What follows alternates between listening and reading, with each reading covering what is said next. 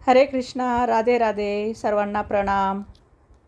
तर चला, आज आपण दिवाळीचे जे पदार्थांची सिरीज चालू होती आपली फराळाची, तर त्याच्यामध्ये आपला जो चिवडा खूप महत्त्वाचा, सगळ्यांना आवडणारा हा चिवडा आपण आज रेसिपी पाहणार आहोत। तर 1 किलो भाजक्या पोह्यांचा आपण इथे चिवडा बनवणार आहोत। आणि विशेष म्हणजे जो मसाला आहे त्याचा चिवडा मसाला, रामबंधू असेल, सुहाना असेल, मी तो काहीही आणलेला नाही आहे, मी घरीच बनवलेला आहे। आणि मी तुम्हाला ते देखील सांगणार आहे की बिना बाहेरून बाजारातून मसाला न आणता आपण कसं बनवू शकू।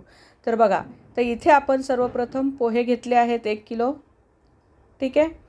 शेंगदाणे घेतलेले आहे पूर्ण 1 वाटी भरून, जे आपलं फुलपात्र जी साईज आहे त्या साईजची, ठीक आहे।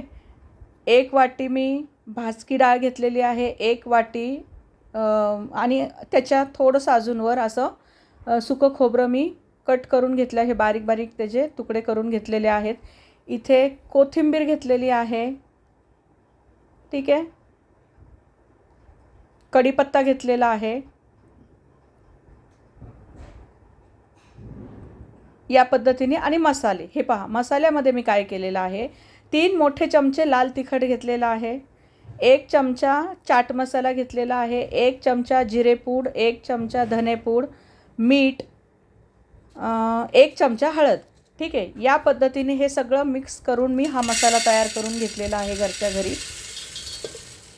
आणि आपल्याला इथे एक कमीत कमी अर्धी वाटी पिठी साखर लागणार आहे।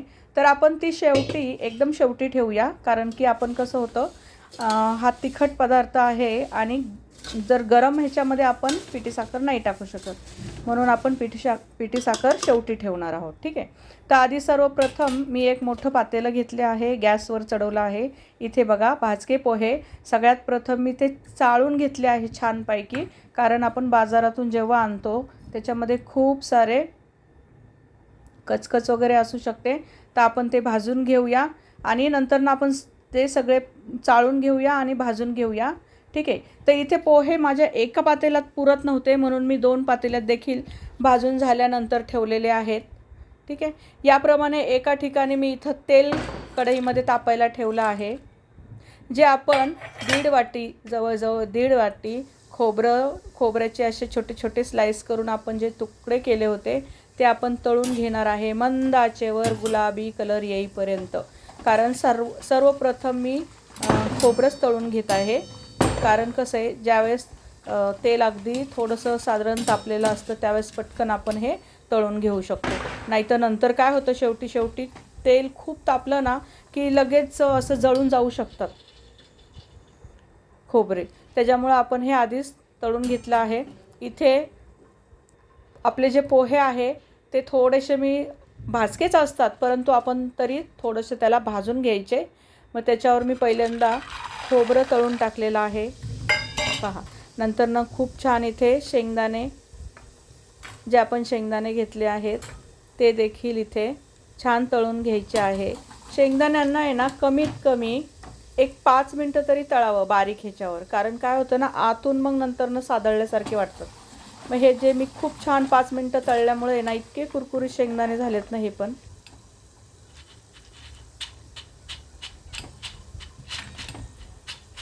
हे पहा।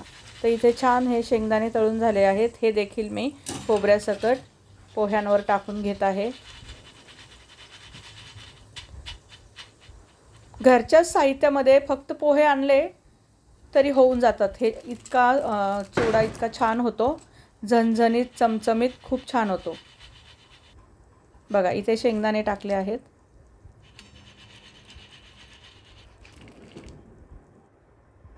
आता मी जे डाळ आहे ते देखील पूर्ण तळून घेत आहे 1-2 मिनटं।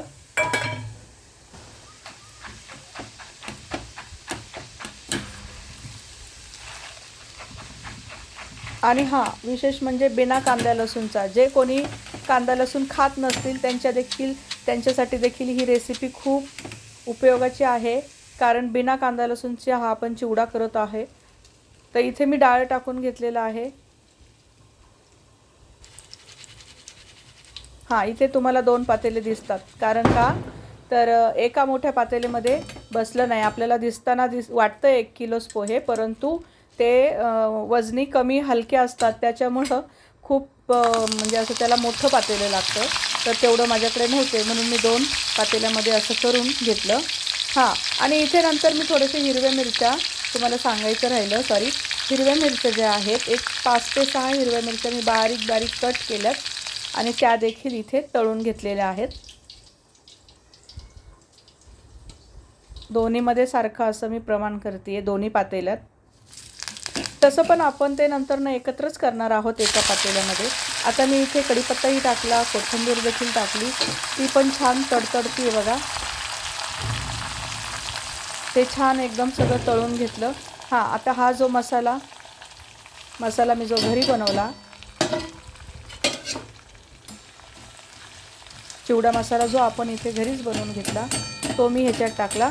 आणि जे तेल होतं, आपण आधी सगळे डाळे वगैरे शेंगदाणे तळून घेतलं, त्यावेळेस जास्त तेल टाकलं होतं मी, परंतु मी नंतर काय केलं, तेल कमी केलं आणि फक्त अर्धी वाटी फुलपात्र, म्हणजे अर्ध फुलपात्र एवढंच तेल ठेवलं.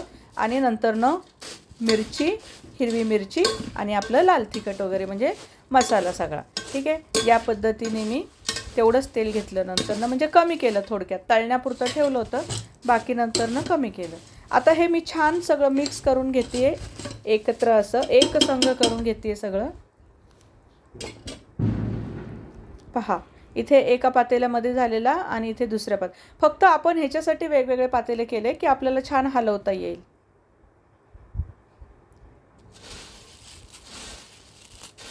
तर अशा पद्धतीने मी आता हे थंड पण झालेलं आहे, तर मी हाताने छान एकत्र करून घेत आहे. बघा, इतका कुरकुरीत आहे ना,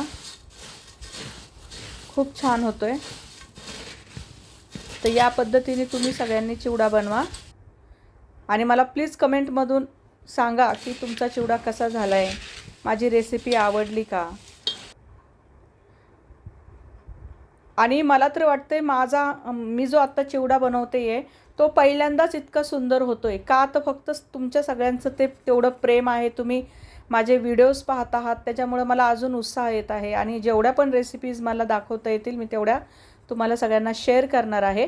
आता पहा, आपण सगळ्यात शेवटी जी पिठी साखर ठेवली होती ती वरून आपण इथे भुरभुरतोय, ठीक आहे.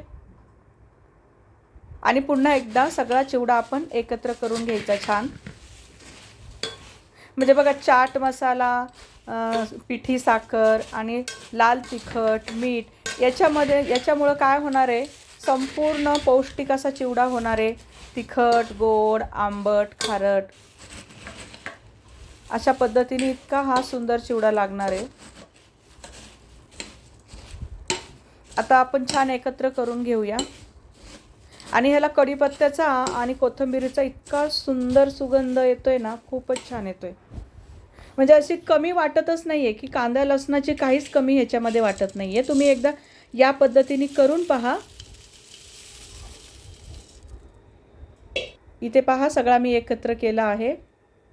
या पद्धतीने आपला चिवडा रेडी आहे.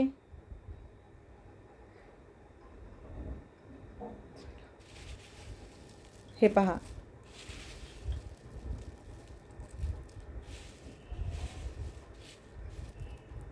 कुरकुरीत झालेला आहे, चमचमीत, झणझणीत आणि शिवाय झणझणीत. खूप सोपं आहे. तर आपण घरच्या घरी असं जर चिवडा बनवला तर आपल्याला बाजारातून काहीच विकत आणायची गरज नाही, ठीक आहे.